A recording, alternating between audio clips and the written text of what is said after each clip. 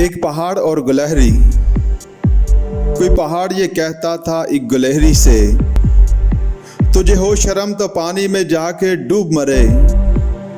जरा सी चीज है इस पर गरूर क्या कहना,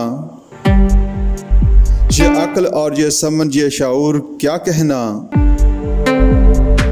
खुदा की शान है ना चीज चीज बन बैठी, जो बेशऊर हूँ यूं बदतमीज बन बैठी।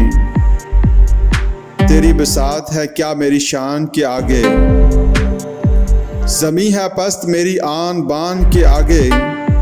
जो बात मुझ में है तुझको वो है नसीब कहाँ, भला पहाड़ कहाँ जानवर गरीब कहाँ।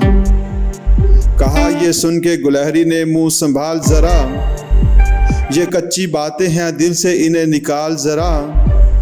जो मैं बड़ी नहीं तेरी तरह तो क्या परवाह, नहीं है तू भी तो आखिर मेरी तरह छोटा। हर एक चीज से पैदा खुदा की कुदरत है, कोई बड़ा कोई छोटा ये उसकी हिकमत है। बड़ा जहां में तुझको बना दिया उसने, मुझे दरख्त पे चढ़ना सिखा दिया उसने।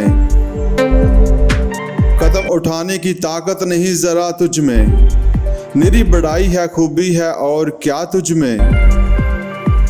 जो तू बड़ा है तो मुझसा हुनर दिखा मुझको, ये छालियां ही जरा तोड़ कर दिखा मुझको।